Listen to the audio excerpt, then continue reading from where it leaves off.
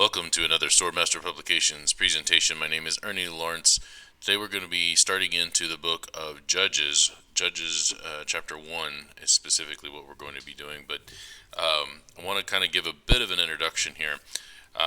When you look at the book of Joshua, Joshua takes place 41 years after the Israelites have left Egypt, have crossed the Red Sea, and they go through all the wandering of the wilderness and all of that. Joshua covers the next 31 years. He enters at the age of 80, which you can read in Joshua chapter 14 and verse 7, and then he dies at the age of 110, which is Joshua 24 and verse 29. And so when we get to the book of Judges, we don't really have any time statements in here.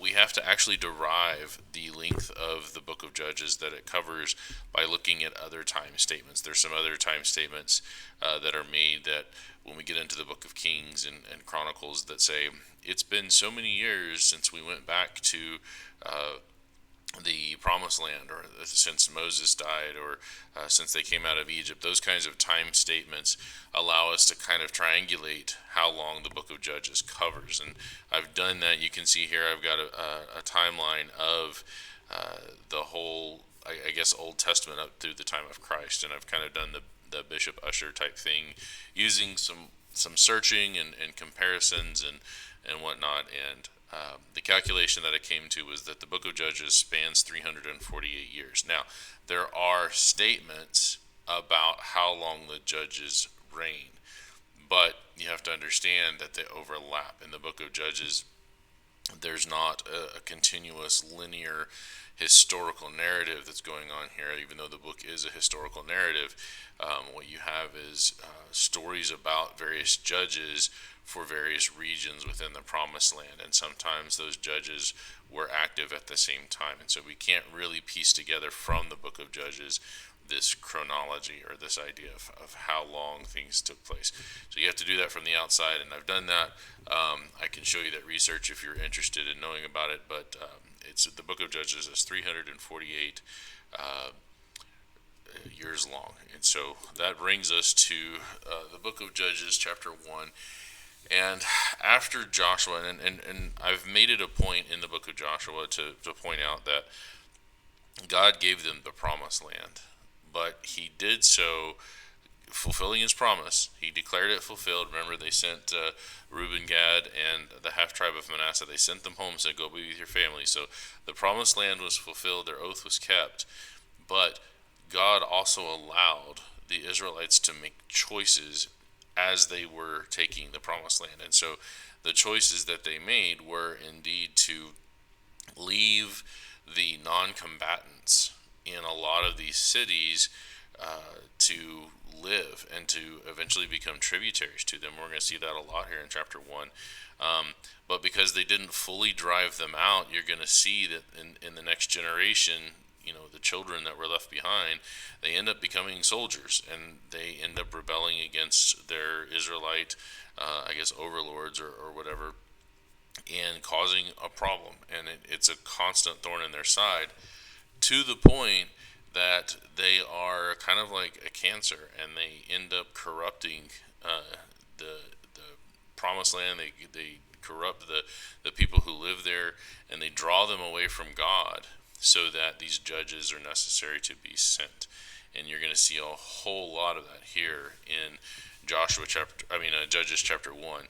And one of the other interesting things is that Caleb is still alive. Even though Joshua is dead, Caleb is still alive. So there is a remnant of faithfulness that is also going to be shown in this passage, which you're going to kind of see the foundation or the underlying reasons why in this book there's so much in the way of going back and forth, faithful, not faithful, faithful, not faithful. So let's get started. Verse 1. Now after the death of Joshua, it came to pass that the children of Israel asked Jehovah, saying, who shall go up for us against the Canaanites first to fight against them? So see, now Joshua is dead, but there's still Canaanites. The people in the land of Canaan are still there because they did not fully drive them out, and now they've got a generation that's coming up that is capable of fighting, capable of resisting their control of the land. And Jehovah said, Judah shall go up. So he's talking about, he names Judah in terms of a person. And you're going to see Simeon, his brother, in the next verse. But they're talked about as people, but the tribes are being referenced. And this is a very important point to understand how the Hebrews viewed the tribes and how they viewed nations. So when you get to passages like Romans chapter 9, and it talks about how Jacob and Esau in the womb, having done neither good nor evil, God hated one and loved the other. Um, that's not talking about the boys. That's not talking about the individuals in that passage. It's talking about the nations that came out from those people. In fact, if you look, it says that the older shall serve the younger. That never happened between the boys. In fact, if it was the other way around, Jacob, his entire life, was afraid of his brother because of what he had done to him, and he always tells him, "I am your servant. I am, you know, giving myself to you." And there's this whole drama thing that we went over when we went through the book of Genesis. Jacob was always a servant to Esau as a person, and it's not until Edom comes out of Esau and Israel comes out of Jacob that we see that switches. And Edom, you're going to see here as we move through the books of history here, that Edom eventually comes to serve Israel. And so understand that as we go into this passage, that Judah is not the person, obviously, it's the tribe. It says, and Jehovah said, Judah shall go up. Behold, I have delivered the land into his hand. So God is with them because they are faithful. And note here that God has said, I have already delivered this land into his hand. God has given them this promised land. He said, it's yours for the taking. And if they are faithful and they decide to go up and take part of it, God's with them.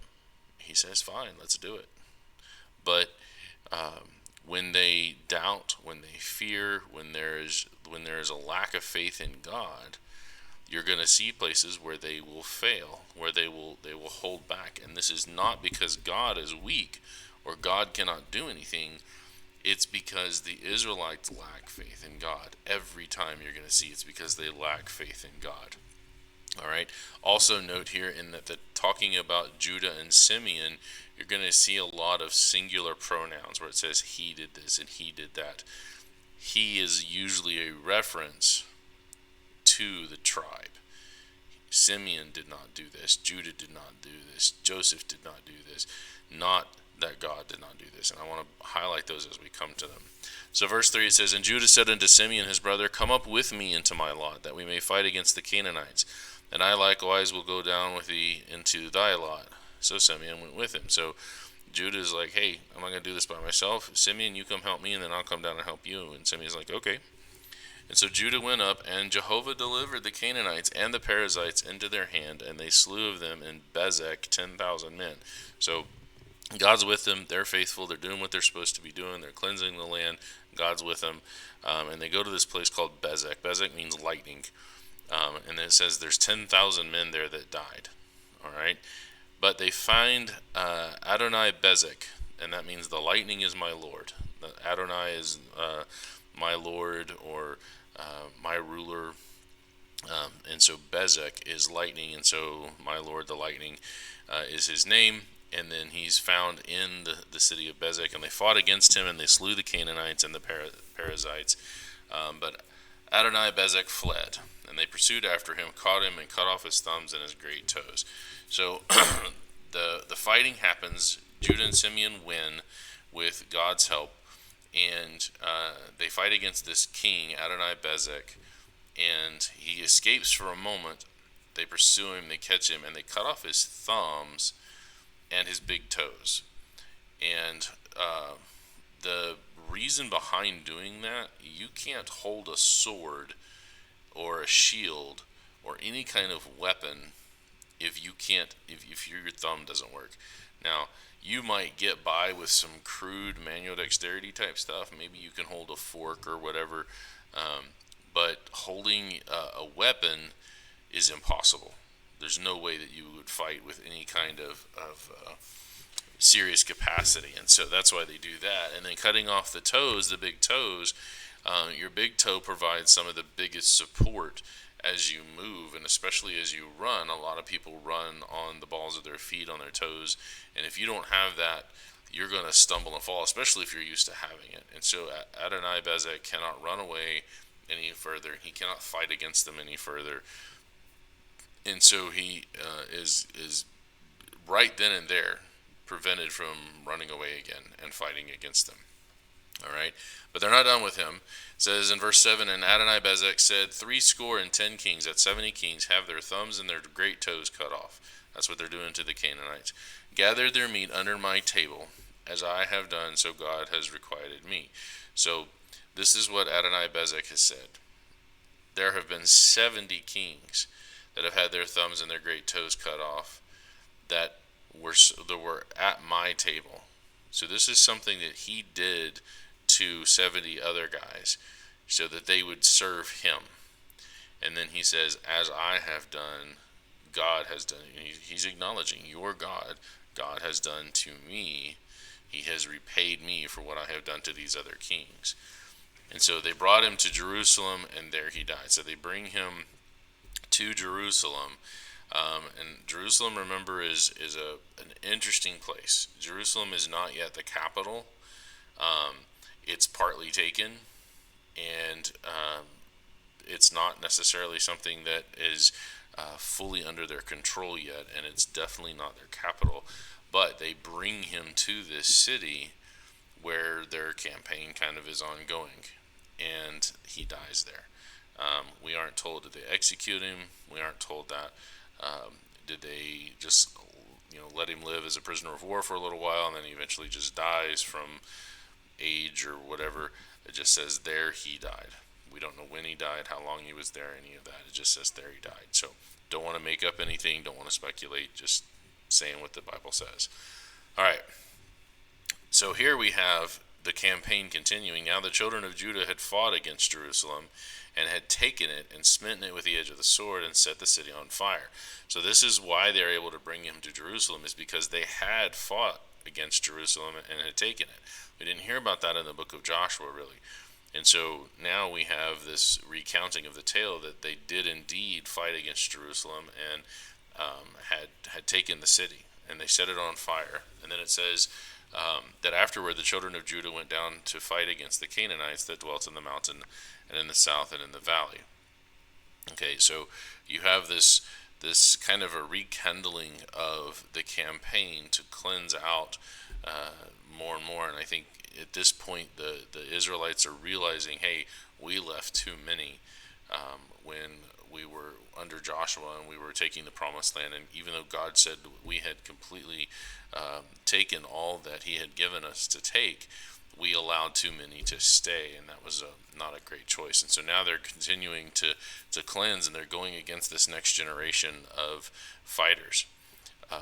And so they go down into Canaan, and they fight in the south and in the valley. And Judah went against the Canaanites that dwelt in Hebron.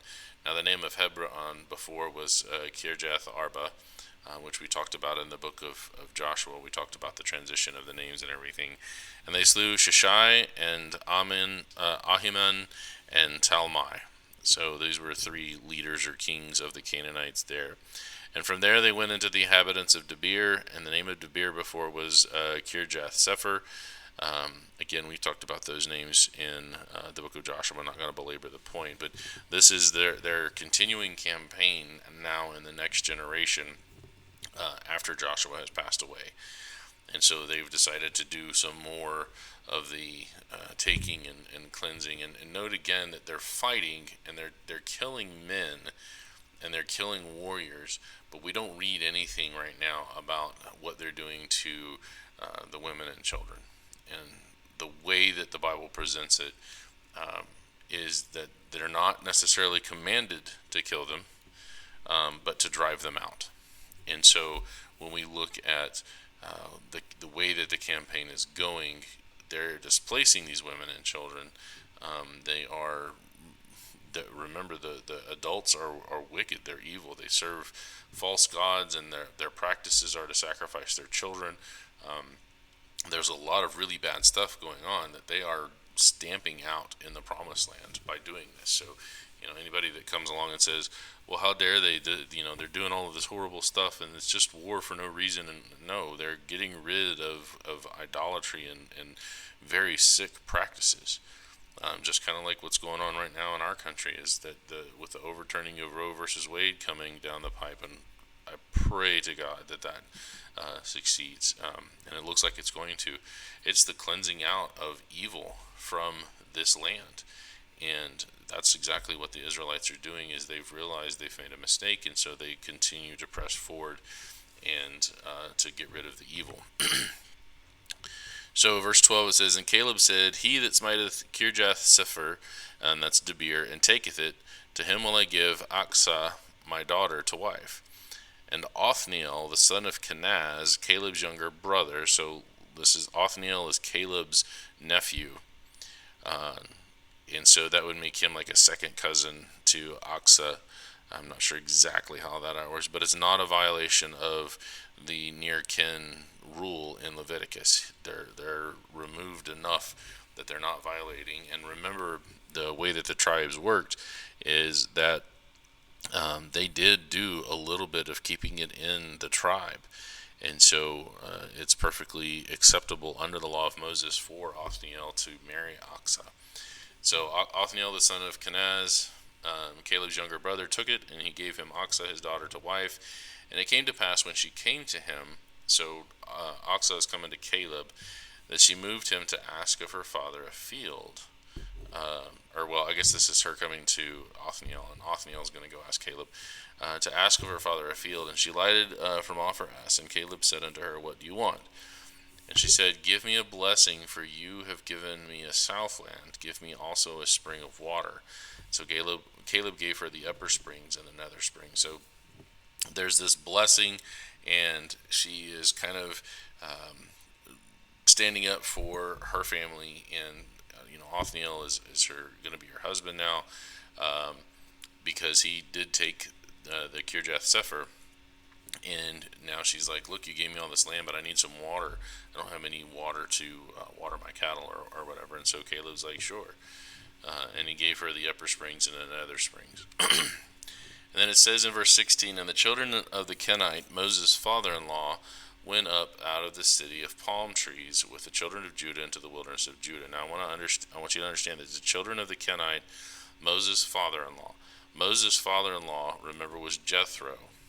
And they were not of Israel; they were Midianites. They were of the southern Midianites, and so they called them. By this time they're called the Kenites, and they're there. Some of these people have stayed with the children of Israel this entire time. They are not wicked. They're kind of almost like sojourners and proselytes. They went up out of the city of palm trees with the children of Judah into the wilderness of Judah, which lies in the south of Arad, and they went and dwelt among the people. So that's what this is saying here, is they traveled along. They went out of the city of palms, and they stayed with them in the wilderness, and they stayed among them. And so you still have this remnant of Jethro's people that are kind of separate, but they're still along with the Israelites, and they are faithful. And then it says in verse 17, and Judah went with Simeon his brother, and they slew the Canaanites that inhabited Zephath, and utterly destroyed it. And the name of the city was called Hormah. So now this is Judah keeping his promise to Simeon. Hey, I'm going to go down and I'm going to help you. Also Judah took Gaza, because this is kind of down in the south area, with the coast thereof, and Askelon with the coast thereof, and Ekron with the coast thereof. So remember that whole Gaza area that was left in the book of Joshua. Now they're taking it. They're completely overrunning it. And it says, and Jehovah was with Judah, and he drave out the inhabitants. And he here is Judah. Judah, drave out the inhabitants of the mountain, but could not drive out the inhabitants of the valley, because they had chariots of iron. And again, I want to point out, this is not because Jehovah was not strong enough. There's no reason to draw that conclusion whatsoever. Judah is the one doing all of the driving out. He's the one that is going up against these people. But as we see time and time again, they make choices, and God accommodates those choices. He has created people of free will. And I think this is one of the big picture if you look at the Bible as a whole, one of the big picture ideas that really shows that we have free will is that God has done all of these things for them. He's given them all these things, but yet they still fail to do a few things. Even though they're considered faithful overall, there's still some failure on the part of the Israelites because they are choosing to have a diminished faith in their God. And all of that points to the idea of free will, because look, God is with them. God's with them whenever they are believing, whenever they're doing what they're supposed to be doing. God is there with them, and he considers them faithful, and he's giving them this land. But when they get fearful, or when they make deals without consulting him, he allows it. He permits that kind of thing to happen, and I think that's a huge factor that proves that free will is true. And so Judah could not drive out the inhabitants of the valley because they had chariots of iron, and Judah is afraid of that. It says in verse 20, they gave Hebron unto Caleb as Moses said, and he expelled thence the three sons of Anak. The Anakim are giants, so there's three giants there that they expel. They don't kill them, but they drive them out. And then it says the children of Benjamin did not drive out the Jebusites that inhabited Jerusalem. So remember, Jerusalem sits on the border of Judah and Benjamin. They both have parts of the city. And the Benjamin side of the city, they don't drive out the Jebusites that are in Jerusalem. The Jebusites dwell with the children of Benjamin in Jerusalem into this day. So the part of Jerusalem that's Benjamin's, that they allow the Jebusites to live there. Now, can't be too many, because you have Judah and part of the city of Jerusalem, you have Benjamin and part of the city of Jerusalem. We're talking thousands of people here now. Remember, there were 2 million people that came, and here we are 30 years later. You have almost another generation of time to grow. So this time there's way more than 2 million people spread out across the promised land, and they're going to be in Jerusalem, but some of those are going to be these Jebusites. In the house of Joseph, they also went up against Bethel. Now notice here that it's Joseph. Joseph is both Manasseh and Ephraim together. So the house of Joseph, they also went up against Bethel, and Jehovah was with them. Now we can go back to Genesis 28 here, and Jacob is in the area called Luz, but he names it, Jacob is the one that names it Bethel. Okay, and so, I've already covered that in Genesis. I'm not going to spend too much time on it, but this is hearkening back to that because the house of Joseph sent to describe Bethel. Now the name of the city before was Luz. So they sent out spies to kind of check out Bethel. And the spies saw a man come out of the city, and they said unto him, show us, we pray thee, the entrance into the city, and we will show you mercy. So they see this guy coming out, and they said, look, we're spies. You know who we are. We're Israel. We're coming in to conquer the city of Bethel. Everybody's going to either die or be driven out. But if you help us, if you show us a way into the city without us getting caught, we will have mercy on you. And so he showed him the entrance to the city. They smote the city with the edge of the sword, but they let go the man and all his family. They didn't hurt him or his family because they kept their word. This is, again, God permitted them to make these kinds of deals. So they go in and they take Bethel, they take this town called Luz. But the man that he let go, the man went into the land of the Hittites and built a city and called the name thereof Luz, which was the name thereof unto this day. So he goes and he founds a new city in the land of the Hittites, and he calls it after the old name, Luz, after Jacob had renamed it Bethel. So this guy obviously has a little bit of knowledge of history of the region. Another point to make here with the Hittites is, for the longest time, people would attack the Bible and say the Bible just makes up stuff. It makes up people, and there's no archaeological evidence for this. And then one of the big ones was the Hittites. There's no evidence that the Hittites ever existed. It's just one of those things that's made up for the story of Genesis.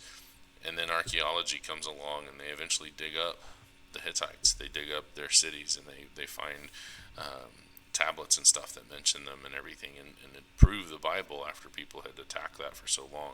So it's another one of the interesting proofs that the Bible is always historically accurate. In every case, it's never been wrong. Sometimes we don't have all the information, but if we have proved it enough, we could use the Bible at this point as a primary source and say, if the Bible says it's true, it's going to be true. And then we can start digging in the right places and finding that historical or archaeological evidence to learn more about what was going on. And I like that, and I like that that is true about the book of Genesis, so much so that we can look back to like the flood, and we can look back to creation and know that those were historical, literal events that took place, because everything else that we read in these historical narratives has been true and proven to be true every time without fail. All right, verse 27. Neither did Manasseh drive out the inhabitants of Bethshean and her towns, nor Tanakh and her towns, nor the inhabitants of Dor and her towns, nor the inhabitants of Ibleam and her towns, nor the inhabitants of Megiddo and her towns, but the Canaanites dwell in that land. So Manasseh doesn't do well driving out the people that are in the northern part of the promised lands. We're not talking about on the other side of Jordan. We're talking about in the land where Manasseh and Ephraim are kind of together. And Manasseh doesn't really do a great job of driving these people out. Lets too many people stay. And part of that is going to lead into the corruption that comes later, especially when the northern tribes split away and Israel falls into idolatry. A lot of that is founded here in the failure to take out these towns. And it's not God. God's not failing to do anything. He's not failing to give them the promised land. He's not failing because he lacks power. He is allowing the Israelites to make these choices. He is allowing them, permitting them to say, we're going to leave these people. Even though we've taken the land, we're going to allow these people to stay. And God says, okay, it's going to come back to bite you, but I'm not going to force you to do anything. And so it says in verse 28, and it came to pass when Israel was strong that they put the Canaanites to tribute and did not utterly drive them out. And I think this goes to the point here that Israel is really very concerned about money. There's a whole lot in their past that they want to be wealthy, they want to have things. Part of this probably, at least at this point in their history, is because they had been slaves. And that there was nothing for them while they were working in Egypt. And that's kind of part of their national psyche at this point, that we want things, we want stuff, and that translates into being passed on to generation after generation. They're really, really big on making a lot of money. And so when you see later on that Israel as a whole, or the northern tribe versus the southern tribe, are referred to as a prostitute, it's not only that they go after false gods, it's why they go after the false gods. They want the money that comes with being associated with these foreign nations. And that's where the whole buying part of prostitution comes in. It's the wealth, it's the money that they're after. They don't really care about these false gods. They just do it to gain the wealth of the nations around them, or to participate with the wealth around them. We even see it in the time of the Herods, that the Herods were in good with the Caesars. And so part of the Jewish system, you had the leaders were trying to get people to worship Nero. And so there's this idea of gaining wealth because of it. And so they put him to the tribute. Neither did Ephraim drive out the Canaanites that dwelt in Gezer, but the Canaanites dwelt in Gezer among them. Neither did Zebulun drive out the inhabitants of Kitron, nor the inhabitants of Nahalal. But the Canaanites dwelt among them and became tributaries. So they allow all these people to stay so that they'll pay them money. And note that they don't make them proselytize. They don't convert them. They remain pagans, but they pay their money. And that's what the Israelites are like, hey, we can make money off of this. Instead of driving them out and doing all the work ourselves, we'll have these guys stay, and they'll work the land, and they'll pay us money, and we don't have to do as much.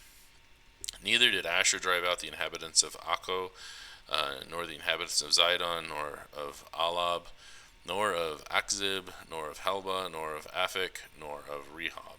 But the Asherites dwelt among the Canaanites, the inhabitants of the land, for they did not drive them out. Again, there's no statement here about God failing to do anything. It's the Asherites that did not drive them out. It's the Ephraimites that did not drive them out. The people of these tribes are choosing not to drive them out.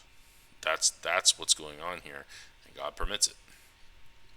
Neither did Naphtali drive out the inhabitants of Beth Shemesh, nor the inhabitants of Beth Anath, but he dwelt among the Canaanites, the inhabitants of the land. Nevertheless, the inhabitants of Bethshemesh and Bathanath became tributaries unto them. And the Amorites forced the children of Dan into the mountain, for they would not suffer them to come down in the valley, but the Amorites would dwell in Mount Heres, in Aijalon, and in Shalbim. Yet the hand of the house of Joseph prevailed, so that they became tributaries. So Dan was forced up into the mountain. They couldn't take a particular land, but Joseph comes in and fights and turned them into tributaries. And so you kind of have this back and forth flow. And the coast of the Amorites was from going up unto Akrabim, from the rock and upward. This chapter sets up everything else that you read in the book of Judges. When you read through this, and then you start reading through the book of Judges, and you see the Israelites faithful, then flow to sin, and then back to faithful and sinful, and back and forth. The reason for the back and forth flow is right here in chapter 1. And that's why God is setting this up, to show the Israelites why I permitted you to be in the land and not drive these people out, even though I'm declaring that my promise is fulfilled. You chose to let these people remain. And in this book of Judges, as they read it in future times, God is saying this inspired work is showing you the reason why you are as you are. You failed to drive these people out like I told you should. And now this is why this is what's happening. Is they are corrupting you. They are driving you away from me. You're more interested in their wealth than in the wealth that I would provide for you if you had done what I said. And it is a testament to the free will that God has given to us, and the things that he permits us to do, instead of forcing us. Because here God perfectly could have gone in and just said, wipe them out, completely remove them from the land, don't stop until you're done, and not permitted them to do anything other than that. And then the promised land would have been clean. But the purpose for God doing this is not only to preserve Israel, to bring Messiah into the world, but also to show that when you do things your way instead of his way, you're probably going to mess up. And it isn't going to go well for you. And it's how much we really need God, and we really need to follow God, because he is our designer, he is our creator. He knows best what's for us. And I think that's the lesson of the book of Judges here, is that when we follow God and we do things his way, it's best for us. But God allows them to do things their way, so that everybody who reads this in times to come realizes, hey, this is what it looks like. God allows it. God permits it. But when we do things our way, then it just shows more and more how much better it is to do things God's way. So that's the introduction to the book of Judges, Judges chapter 1. I look forward to comments and questions. We'll be doing Judges 2 as fast as I can get to it. Thank you again for watching. My name is Ernie Lawrence, and this has been another Swordmaster Publications presentation.